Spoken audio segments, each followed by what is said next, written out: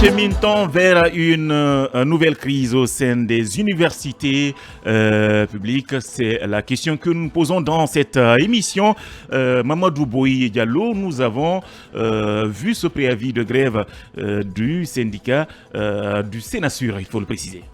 Évidemment, Mamadou, nous parlons d'un secteur sensible pour cette nation. Il s'agit de l'éducation, notamment l'enseignement en supérieur. Alors, vous le savez, ce département aussi a des syndicats qui gèrent au quotidien la situation des travailleurs. Le syndicat national autonome de l'enseignement supérieur et de la recherche scientifique à SNAISUR a fait ce préavis de grève en date du 6 juillet 2023, signé par le secrétaire général camarade Lansana Yansane et par un membre dont le nom n'a pas figuré sur le préavis de grève. Alors, de quoi s'agit-il, Mamadou Aliou?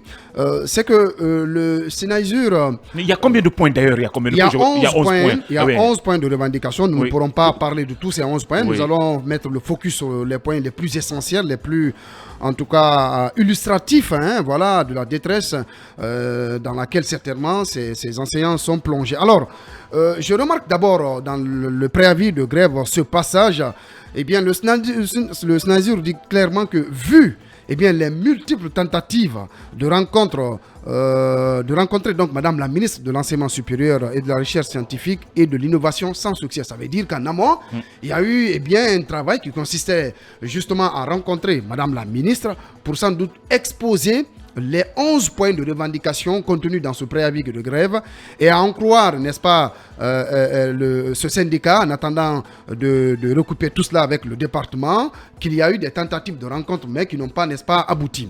Alors, nous allons venir aux points de revendication. Ils sont au nombre de 11. On dit ici que le syndicat national autonome de l'enseignement supérieur et de la recherche scientifique exige, entre autres, la signature sans délai du statut particulier des textes d'application du cadre unique de l'enseignement supérieur, de la recherche scientifique et de l'innovation. Ça veut dire qu'il y a en tout cas un cadre qui doit être là, qui, n'est-ce pas, nécessite, entre autres, qu'il soit activé avec tous les leviers qui concourent.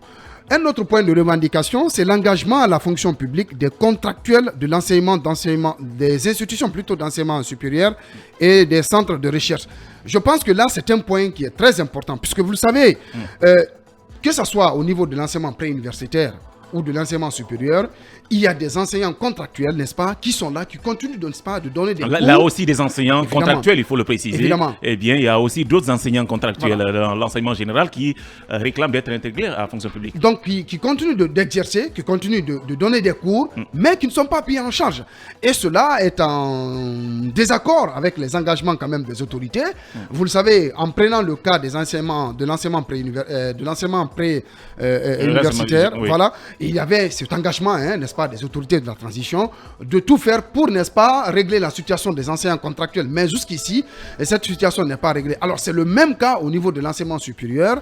Le syndicat exige que l'engagement à la fonction publique des enseignants contractuels des institutions d'enseignement supérieur et des centres de recherche soit, n'est-ce pas, effectif. Bien. Un autre pan de revendication, c'est le respect de l'autonomie des institutions d'enseignement supérieur et des centres de recherche conformément aux dispositions du décret D numéro 1062 PRG SGG portant gouvernance des institutions d'enseignement public en République de Guinée. Donc, vous savez, ces institutions d'enseignement supérieur, c'est en quelque sorte des EPA qui jouent un rôle de service public. Donc, il est quand même important que le respect d'autonomie de fonctionnement de ces institutions, n'est-ce pas, soit de mise. Un autre point de revendication qui a attiré justement mon attention, c'est la régularisation de la situation administrative des engagés de 2005 à 2015. Ça veut dire là encore qu'il y a eu des engagements à l'égard, par exemple, de la régularisation de la situation administrative des engagés de 2005 à 2015, qui n'est pas encore effectif. Bien. Tout cela ne concourt pas à, n'est-ce pas, mettre le syndicat dans des dispositions d'accalmie. Bien. En tout cas, voilà. L'ultimatum a été donné. Les autorités ont jusqu'au au 17 juillet, janvier. Et un autre pan, c'est quand même la promotion des enseignants-chercheurs au grade académique par les 2 voies de reclassement des enseignants avant le master. Bien. Là aussi, cela dénote des procédures administratives Il y a également l'immatriculation des enseignants contractuels à la Caisse nationale de prévoyance sociale. Donc, entre autres, comme je l'ai dit, on ne peut pas éplucher tous ces points de revendication, mais ça veut dire qu'il y a nécessité aujourd'hui que le ministère de l'Enseignement supérieur, en tout cas, essaye de rencontrer le syndicat pour aplanir les divergences, pour, n'est-ce pas, trouver des solutions à ces points de revendication. En tout cas, le syndicat autonome de l'enseignement supérieur et de la recherche scientifique, en tout cas, donne jusqu'au lundi 17 juillet au ministère de faire face à ces revendications, en faute de quoi ils vont déclencher une grève dans le secteur. Donc, je pense que, et illimité, ben voilà. Évidemment. Donc je pense qu'il n'est jamais trop tard. Madame la ministre Diaka, c'est quand même une dame qui, depuis son passage, en tout cas depuis son arrivée à la tête de ce département, nous avons vu que les réformes sont en branle. C'est une dame qui se bouge à la tête de ce département. Je connais son leadership. J'espère qu'elle ne va pas en tout cas manquer de prêter une oreille attentive en lien avec son cabinet à ces points de revendication de ce syndicat pour que des solutions idoines soient, n'est-ce pas, trouvées. Merci. Pour éviter quand même une grève dans le secteur de l'enseignement supérieur. Bien, alors Mamadou Yaya, oui, une nouvelle crise qui pointe à l'horizon. Qu'est-ce qu'il faut pour, en tout cas, échapper à ça et à éviter cette crise? Il faut absolument le dialogue, il faut promouvoir le dialogue parce que sans le dialogue, ça va aller de mal en pis et ça sera extrêmement compliqué pour le département mais aussi pour tout le pays parce que nous avons ce département est un département assez stratégique. Vous savez ailleurs, lorsque vous n'avez pas une certaine expérience, d'abord académiquement, il faut avoir les compétences. Là-dessus, je pense que Madame Diaka Sidibé, en tout cas, elle n'a pas de problème. Elle a le grade de docteur. Je pense que ça, c'est un niveau. Mais est-ce que d'un point de vue expérience, parce qu'on gère un personnel, on gère beaucoup de choses, on gère un budget, on gère des universités. Donc, ce n'est pas petit. Donc, c'est extrêmement compliqué, c'est extrêmement stratégique. Donc, je pense que d'un point de vue expérience, je pense qu'elle a les épaules un peu frêles pour pouvoir manager son département. Mais elle n'est pas seule. Elle n'est pas seule. Bien, je reviens, elle n'est pas seule. Maintenant, c'est pourquoi elle a intérêt à promouvoir un management participatif, un management inclusif pour permettre justement à ceux qui étaient là, qui connaissaient le système qu'elle a trouvé sur place, donc de travailler avec eux, de trouver comment négocier avec les syndicats. Les syndicats sont des partenaires sociaux. Il faut dialoguer avec eux. Mais je déplore, parce qu'on a commencé par ça, donc ce refus de Madame la ministre de recevoir... Selon le syndicat. Oui, selon le syndicat. Selon ce qui est mentionné. Selon le syndicat, de ne pas les recevoir, de les écouter. Je pense que ça, c'est une mauvaise approche. Il faut changer cela. Donc, les syndicats sont des partenaires, ils ne sont pas des ennemis. Donc, cela, ça me paraît extrêmement important. Bien. Alors, un aspect aussi important, M. Bangoura, c'est la promotion des enseignants ou la recherche. La recherche, je pense que c'est un maillon qu'on a oublié, qu'on met de côté, alors que c'est là véritablement qu'on devrait orienter les choses, mais si vous regardez le budget, la part du budget alloué à la recherche, mais c'est pratiquement insignifiant. L'essentiel du budget, c'est pour le fonctionnement, il n'y a pas d'investissement. La recherche, vous allez voir des enseignants-chercheurs qui partent à l'extérieur sur leur propre moyens. Ce n'est pas normal, ce n'est pas acceptable. Il faut qu'on mette l'argent si nous voulons des résultats, si nous voulons véritablement transformer notre société, parce que l'université doit apporter des solutions aux problèmes de la société, donc de la communauté. Donc cela est extrêmement important à travers également l'appui de la formation aux formateurs. Bien, à travers l'appui des formateurs. Voilà, on va poursuivre cette émission. L'autre question, est-ce que cette grève pourra-t-elle perturber la rentrée prochaine, même si elle est encore loin avec nous dans cette émission, il faut le préciser, je le disais tantôt. Gaston est avec nous, il est de Évasion. Eh bien, bonjour Gaston. Bonjour. En forme. Bonjour, toujours en forme. Eh bien, un mot sur ce préavis. Je ne sais pas s'il est largement diffusé parce que c'est hier qu'on a eu vent de ce préavis. Je ne sais pas quel mot avez-vous à dire par rapport à ce problème parce qu'il faut le préciser.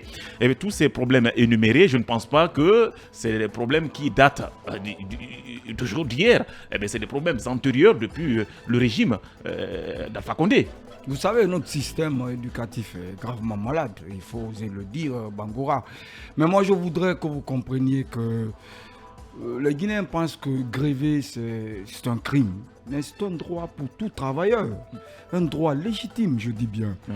Quand vous pensez que les conditions de travail ne sont pas améliorées, vous pensez que beaucoup reste à faire pour vous, vous devez vraiment montrer à l'employeur que vraiment il faut fournir un effort. Mais je vous dis une fois de plus que notre système éducatif doit vraiment changer, dans la mesure où nous connaissons très bien ce système éducatif. Donc, l'État, c'est l'anticipation. Avant que les choses sérieuses ne commencent, on doit... En tout cas, avec l'arrivée, à leur arrivée, ils vont sans doute prendre connaissance de tous les problèmes posés sur la table avant, comme je viens de le dire. Jacques, sans doute, elle est informée de tout ça. Bien. Non, Bangoura, le monde est très petit. Nous avons vraiment des canaux qui peuvent permettre à ces gens-là de comprendre ce que ces grévistes-là réclament. Maintenant, c'est à l'État vraiment de mettre la carte sur table pour pouvoir vraiment jouer celle qui est bonne pour vraiment faire nous éviter cette crise. Parce que quand c'est l'État qui doit protéger son citoyen, c'est l'État qui doit tout faire pour son citoyen. S'il y a des gens qui demandent à ce que leurs conditions de travail soient améliorées, je crois que l'État doit fournir... doit avoir une oreille attentive. Voilà, doit fournir assez d'efforts pour pouvoir changer la donne. Bien. Mais chez nous, je crois que c'est quand ça va être pire que l'État va se lever pour dire voilà... chercher à trouver une solution. Une solution qui ne sera même pas palliative, mais plutôt une solution de conflit qui va encore enliser les choses pour que les gens disent vraiment en Guinée ça ne va pas. Apparemment nos autorités aiment les crises Bangoura. Bien, alors nous avons à peu près 3 mois si je ne me trompe avant la rentrée, mais est-ce qu'elle pourra, cette grève qui pointe à l'horizon, il faut le dire, c'est un préavis d'abord, pourra perturber la rentrée prochaine Khalil? Oui, elle peut perturber la rentrée. Déjà, si ceux qui doivent enseigner ont des revendications, ont des exigences envers l'État, et vous savez déjà que quand on dit grève, à la suite, il y aura forcément un arrêt de travail. Et quand il y a un arrêt de travail, ça provoque des dysfonctionnements au sein des Mais on annonce cette grève pendant les périodes de vacances. Ce qui pourrait avoir, bien sûr, des répercussions sur l'enseignement des étudiants, parce qu'on parle de l'enseignement supérieur, mais je suis très confus avec des exigences de ces syndicats, parce que quand on dit grève, la grève c'est pour exiger les conditions de travail, l'amélioration des travailleurs, mais lorsque la grève concerne même, si vous voulez, la réforme de l'enseignement, je pense que ça sort un peu du cadre dont on parle. Parce que je ne peux pas comprendre que d'une part, le syndicat réclame, bien sûr, je peux comprendre cela, l'amélioration des conditions de vie des enseignants. De l'autre côté, on parle de l'orientation des bacheliers dans les langues anglaises et dans les langues anglaises, bien sûr, et langues... L'orientation des bacheliers dans les départements, langue anglaise, sociologie et lettres modernes de l'université de l'Abbé. L'orientation, voilà, je ne comprends pas, c'est pourquoi j'avais voulu qu'on ait le secrétaire, mais malheureusement, il n'était pas disponible. Oui, il faut faire attention entre les recommandations et les points qui peuvent faire partie de la grève. Je trouve aussi beaucoup d'anomalies dans la lettre de grève. Parce que, de préavis. Oui, dans la lettre de préavis. Merci. Parce que là, la lettre là date de 6 juillet 2023. Mais on déclenche la grève pour le lundi 17 juillet. Ce qui veut dire pratiquement qu'il y a 10 jours. 10 jours, oui. Oui, mais sauf que la loi dit qu'il faut respecter 10 jours ouvrables.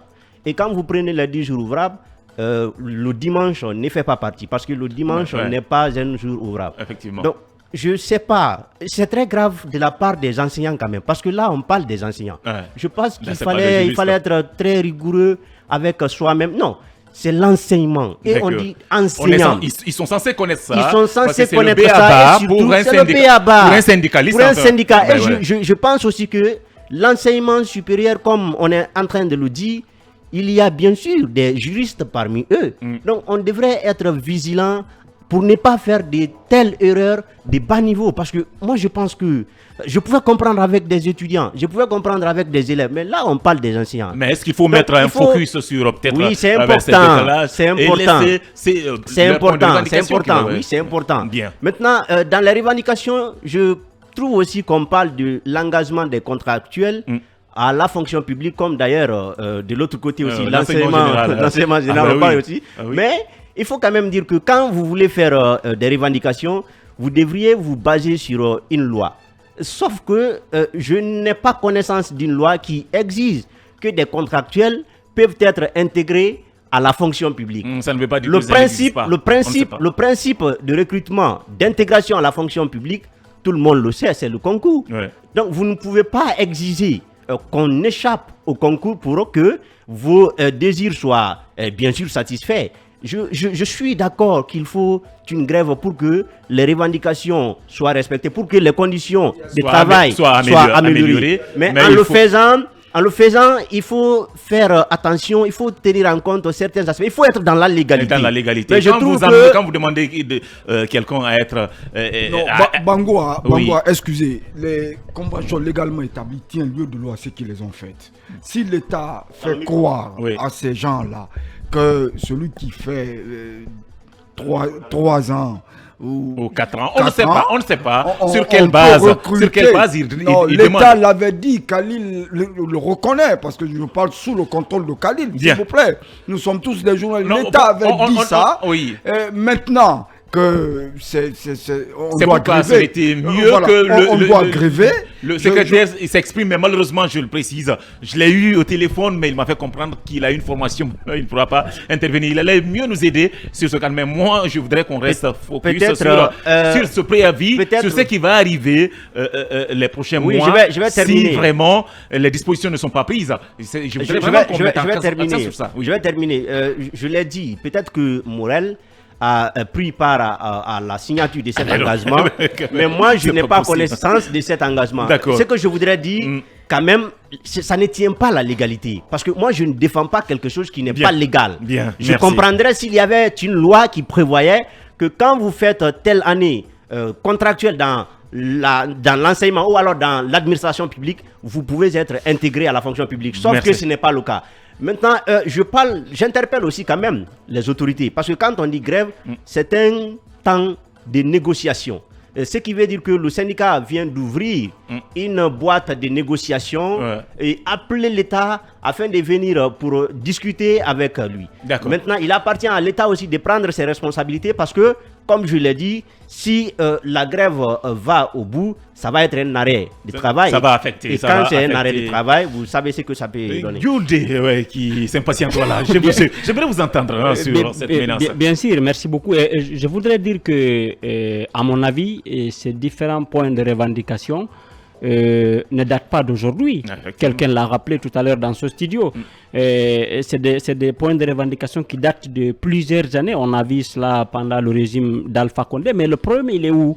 Le problème avec nos autorités, c'est un problème de respect d'engagement pris pour la plupart. Alors, ce que le SNESUR demande, par exemple, quand vous prenez l'engagement de contracter à la fonction publique, mais aussi la régularisation de ceux qui sont déjà engagés. Pour moi, ce n'est pas de la mer à boire. En fait, c'est des problèmes. Vous savez, nous sommes dans une transition. Dans tous les secteurs, les gens profitent de cette occasion-là pour rectifier et pour demander plus. C'est des revendications qui étaient là, comme je l'ai dit. Alors, puisque nous sommes dans une transition, et peut-être que le syndicat cherche juste à ouvrir un pan de négociation avec les autorités. Et moi, personnellement, je crois à la bonne volonté volonté de la ministre de l'Enseignement supérieur. Mais avec tout ce qu'ils nous ont dit, qu'elle n'a pas accepté selon le syndicat. Justement, je voudrais vous rappeler que ce que vous dites là n'est que pour le moment la version du syndicat. On n'a pas écouté le département. Je pense qu'on doit l'écouter pour savoir est-ce qu'effectivement tout ce qui est dit est réel. Alors, de l'autre côté, parce que moi, je ne peux pas comprendre une chose. Peut-être vous avez entendu cela. La semaine prochaine, le département de l'enseignement supérieur doit lancer ce qu'on appelle la première édition de la semaine de la recherche. Et parmi les revendications, il y a les enseignants, même chercheurs, qui ont des revendications relatives à la recherche. Yaya l'a dit tout à l'heure, c'est un facteur important quand on parle de l'enseignement supérieur. Je pense que pour le moment, c'est un préavis, comme on l'a dit, c'est un avertissement. Espérons que, et moi personnellement, j'ose espérer que dans les prochains jours, on trouve la solution. Et le lancement, l'annonce de ce préavis de grève, c'est purement stratégique parce que vous vous êtes interrogé tout à l'heure, Mamadou Aliou, pourquoi c'est maintenant alors que nous sommes... C'est une période de vacances. C'est une période de vacances, c'est purement stratégique. Ne soyez pas surpris parce que peut-être c'est une façon pour le syndicat de dire au département, aux autorités, essayez de régler un certain nombre de problèmes pendant ces vacances. Et si, on ne veut pas perturber les cours, nous sommes de bonne foi, on aimerait vraiment qu'on trouve une solution. Donc c'est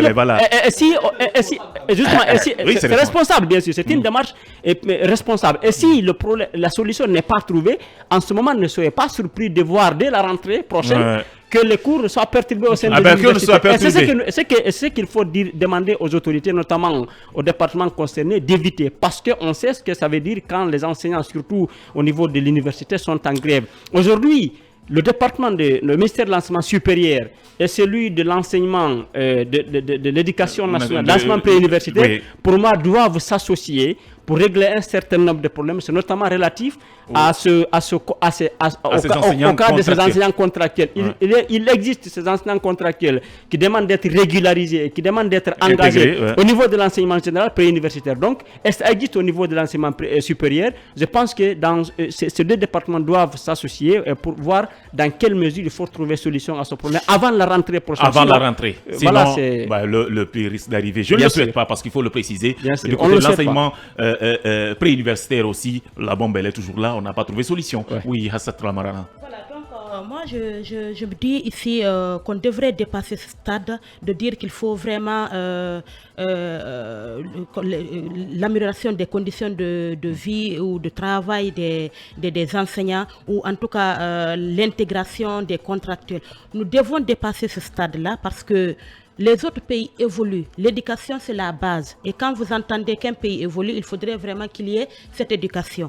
Imaginez dans les universités. Déjà, la ministre, elle a fait des tournées à l'intérieur. Elle a fait le constat avec les universités qui sont à l'intérieur, les universités qui sont à Conakry. Elle a rencontré les étudiants. Elle a rencontré aussi les enseignants. Elle sait comment ça se passe. Déjà, elle travaille dans une université. Elle connaît les réalités. Donc, elle ne devrait pas attendre à ce que vraiment qu'il y ait ce préavis de grève. Elle devrait surtout, après cette tournée qu'elle a eu à mener, je crois bien, l'année passée, elle devrait vraiment prendre le dessus pour ne pas qu'il y ait ce préavis. Déjà, elle est du corps de l'enseignement supérieur. Elle connaît les réalités. En tout cas, elle est appréciée. Voilà, il faut le préciser. Donc, on ne voudrait pas entendre des cris au sein de ce on ne voudrait pas entendre ce cri-là parce qu'elle connaît les réalités. Ceci, c'était une personne externe de l'éducation. C'est comme un wing, mais les problèmes ne finissent pas. Les problèmes ne finissent pas. Donc, elle connaît les problèmes. Elle devrait essayer de régler ces problèmes-là. Ah bien. Le problème n'est pas de connaître le secteur parce qu'on a vu des exemples comme ça. Vous avez tout à l'heure parlé de elle au moins, elle est dans ce secteur. Mais après, quand il est venu, c'est un peu de la déception là. Maintenant, elle a fait des tournées. Elle a fait des tournées. Voilà, elle a fait des tournées. Elle connaît les réalités. Je crois bien que la prochaine étape, ce n'était pas vraiment de s'asseoir ou de ne pas écouter. Bon, on n'a pas écouté sa version, mais je crois bien qu'elle aurait dû prendre le dessus avant que ce préavis ne tombe. Mais je pense que rien n'est encore perdu. Rien n'est Eh bien, on perdu, a encore au moins. Voilà, non, on a pas trop, 3 mois. on a quelques Évidemment, jours pour évidemment. répondre. Quelques jours Moi, d'abord, ce que par je rapport à voudrais quand même l'expression du préavis. rajouter sur ce qui a été dit dans ce studio. Rapidement, on a Je pense que en attendant d'avoir la version du département, ce département n'est pas en tout cas dans une mauvaise foi, mais toujours est-il que ces points de revendication quand même si c'est antérieur à la gestion actuelle, ce sont des points de revendication légitimes. Parce que quand vous prenez un autre pan de ce préavis de grève, le financement par le ministère plutôt des voyages d'études des enseignants-chercheurs et chercheurs dans les colloques, conférences et séminaires internationaux en lien avec la recherche. Je pense que c'est important parce que la recherche dans un pays, c'est quand même un outil fondamental permettant de rehausser le niveau d'enseignement général, surtout dans l'enseignement supérieur. Donc je pense que ça, c'est important. Et de l'autre côté, notre collègue l'a rappelé ici, la semaine prochaine, le ministère est dans la dynamique d'organiser cette rencontre sur la recherche. Ouais. Je pense que la réflexion peut être poussée, mais c'est quand même important, au niveau du département dirigé par Mme Diaka, de rencontrer le syndicat et d'engager tout de suite des discussions. Il faut dialoguer. Bien, merci. Alors,